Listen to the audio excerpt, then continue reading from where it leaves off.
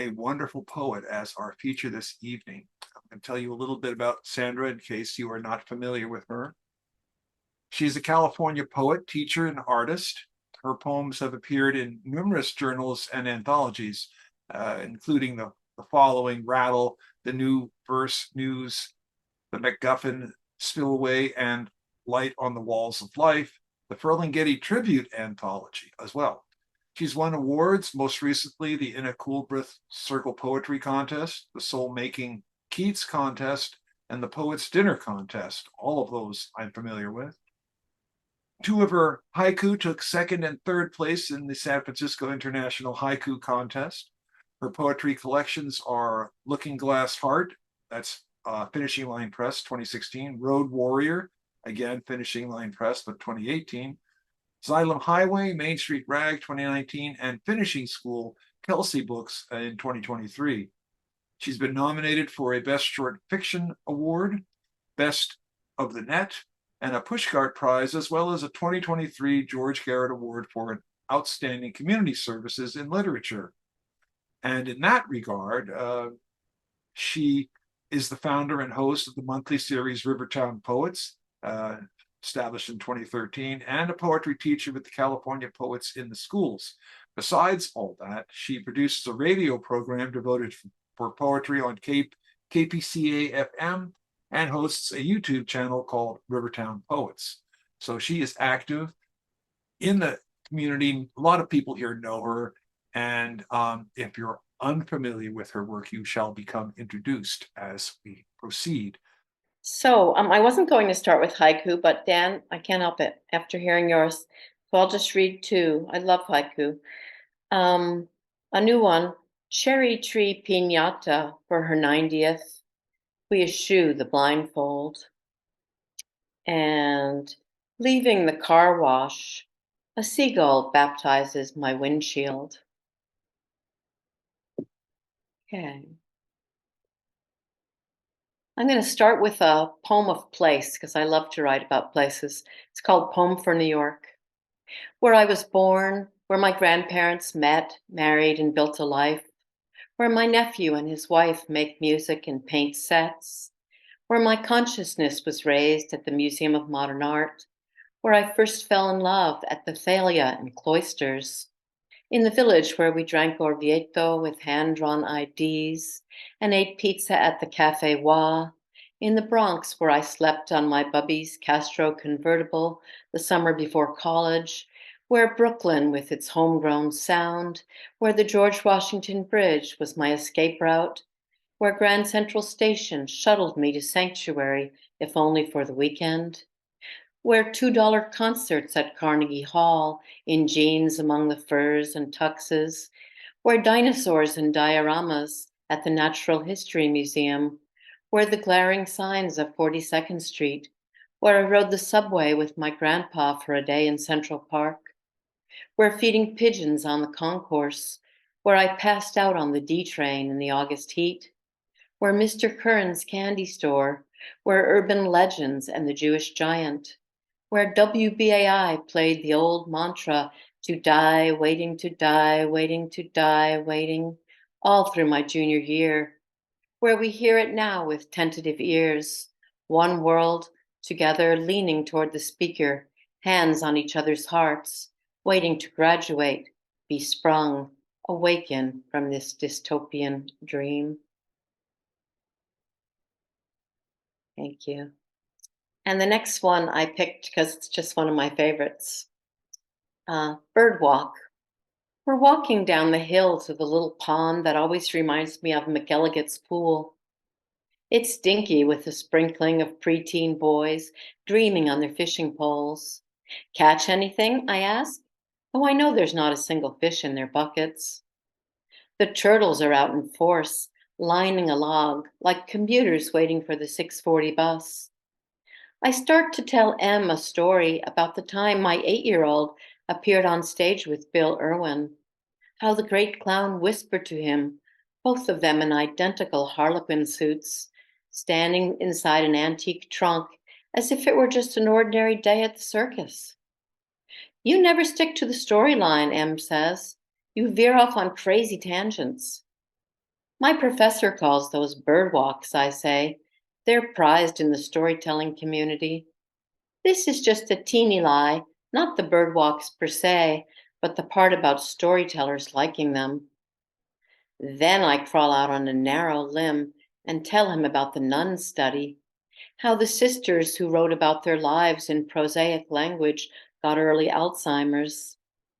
My story elements are lined up in my mind like those turtles on the log, only the line is more of a spiral, like the traffic circle on Western Avenue. I finish the Bill Irwin story and move on to the black and white glossies on my wall, how I came to own them. It's all serendipity, I say, and synchronicity, forgetting again the difference between them. Is there a difference?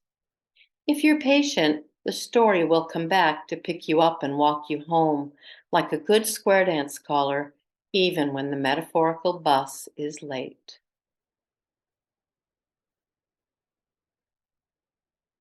Thanks. And the next poem is called The Mall. This is a poem I wrote at the Napa Valley Writers Conference last year, and I've been tweaking it ever since. I didn't want to go to the mall. An ER visit for my geriatric Max, what dragged me there. I window shopped for the past, even as I laughed at the prospect of finding it in plastic storefronts, arcades, and wax museums of Michael Jackson mannequins. I loved El Centro, where people loiter, feed pigeons, and spit on curbs, where carnal flavors harmonize and glaze the streets with spectacle, so unlike the mall with its 2-for-1 death manicures. I don't love the 50-cent M&M machines that cough up 3 misshapen lumps, nor the slick-haired huckster peddling cheap wind-up dogs that flip for an hour before their springs give out. I don't love the toy pushers hustling children or the clumps of preteens queued outside the gaming shop, though I do admire their vapid, pimpled faces, empty slates that still might spout a hip hop line or two. I love the toddlers running circles on the colored tiles, as if actors in a life size game of Candyland.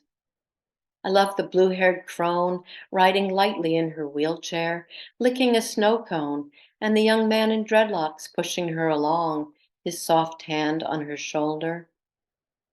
I love the merchants at the dying Sears, bagging the last of their wares like idols before the tabernacle shuts its doors for good. I love how they remember to say ma'am and thank you against the backdrop of empty shelves. I don't love the food court with its red dye and frankenfoods, but I love the laugh of the round Latinx man picking at a teriyaki bowl and the private joke he shares with the security guard whose tears roll down his chin, irrigating the field of his fried rice. Thank you.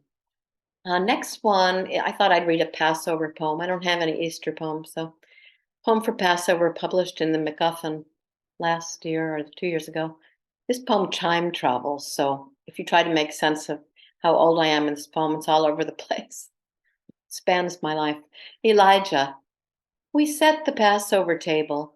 My father has hidden the afikomen. I am the youngest, so I will ask the 4 questions. I have many, but they are not in the script. Why is this night different from all other nights? We answer in unison, reading from our Haggadahs. I like the ritual of the Seder plate, the recessed images where each food rests. My eyes tear from the bitter herbs. I'm scared by talk of animal sacrifice and blood on the doorposts. The burnt egg and charoset are my favorites, a symphony of apples, walnuts, and wine. We've set a place for Elijah.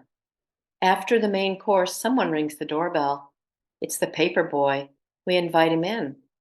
Dessert is fruit compote with macaroons. The next year, Elijah is a homeless mother, babe in arms, 2 shy children hidden in her skirt.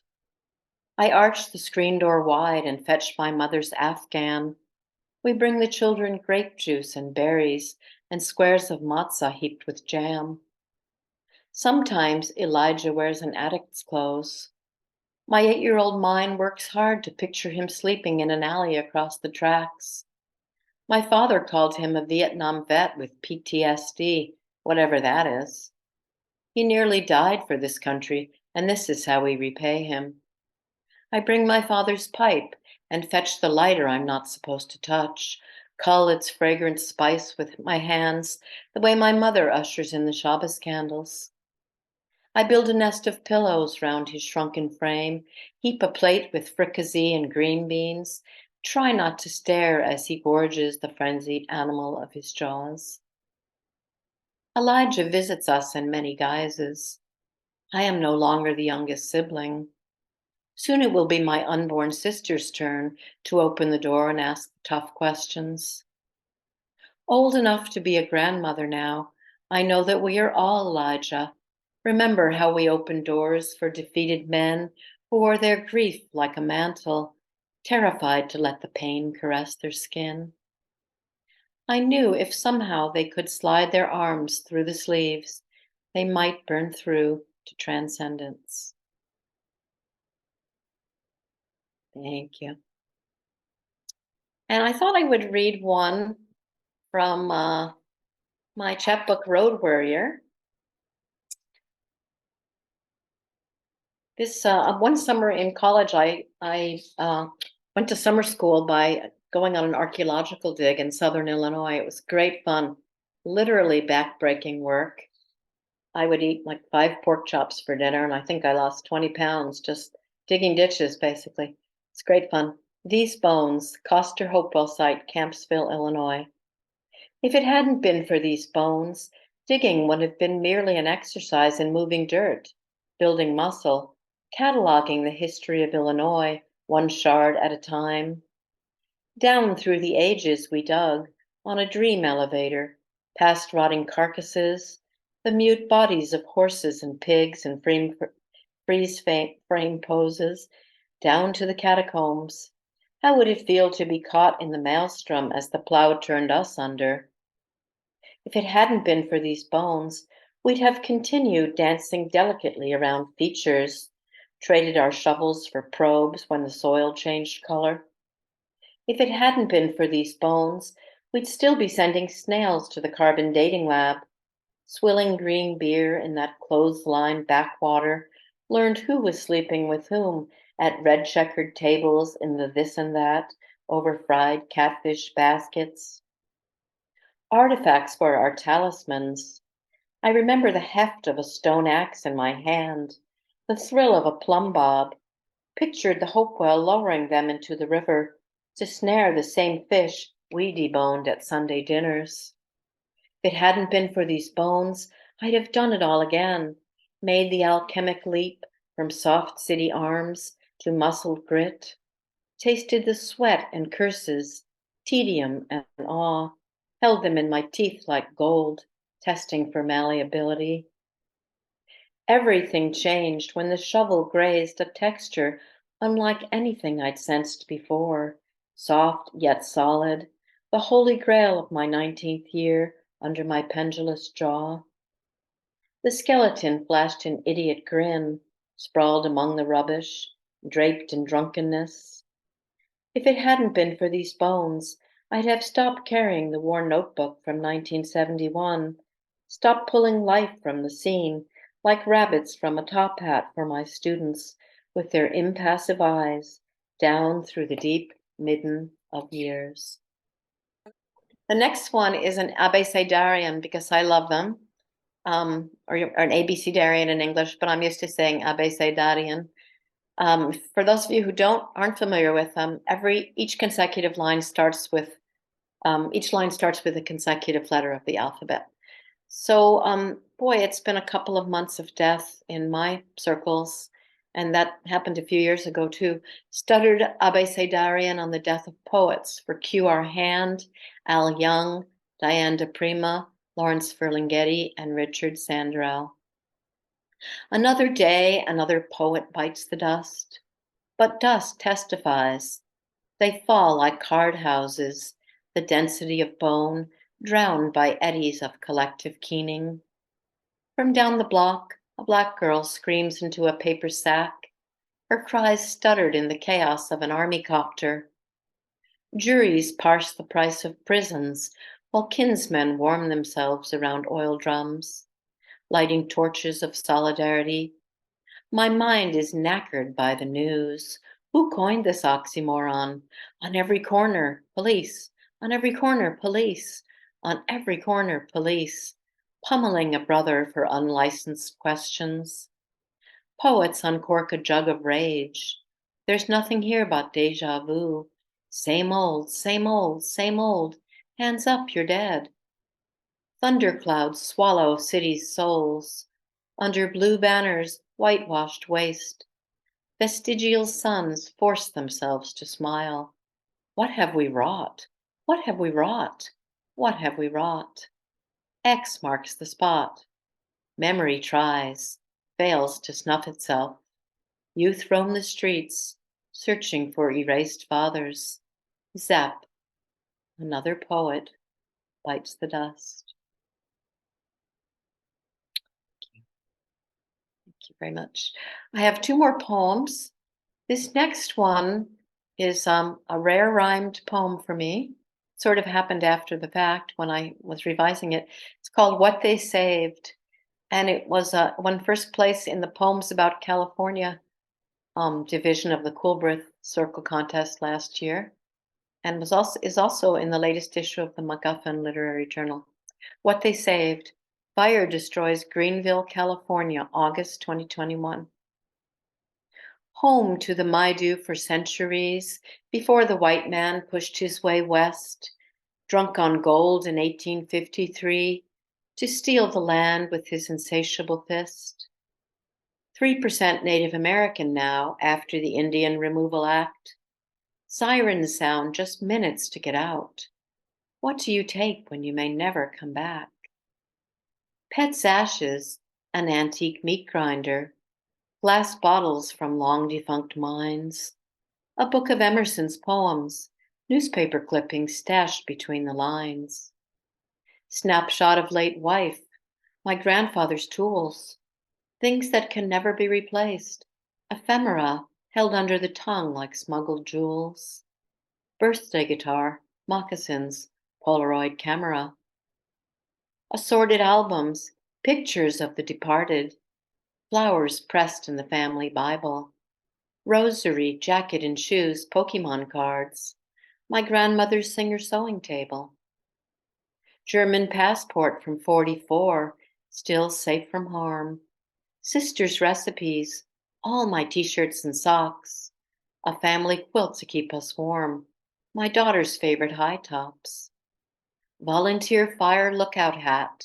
My do basket that carried me and my kids as babes. I packed as if going for a month-long junket. All I could cram in the car, I tried to save. What do you take when you may never come back? Thank you so much. And so I tried not very hard to find a poem with wheels in it or to write one this week. It's been a busy week, but the wheels are implicit at the end of this. All I could cram in the car, I tried to save. So you can imagine the wheels. And I'm going to finish up with a poem, the last poem in my brand new chapbook finishing school. And that poem is called Continuation High. Unintended. The fourth graders are on the fence about poetry. They lack confidence, unlike the younger kids whose papers fill with unicorns and rainbows. The fifths, already a little bored, drape their arms along their desks like elders lost to barca-loungers. I pull rabbits from my hat, invite the goddess in as special guest, teach them onomatopoeia tag, a game I made up just before class. Some will write their hearts out before life betrays them, parch them from their tenderness. When I walk in, the high school kids are texting, feet on chairs. They're my hard-to-reach group of troubled teens, already sorted by the school-to-prison system that's paid to keep them down. I read them Jimmy Baca's poems. Their eyes roll up, some snore, but wait, there's a minute shift in the weather of the classroom. A slightly straightened spine, an itchy pen begins to scuttle across a page. There's a sudden silence that descends.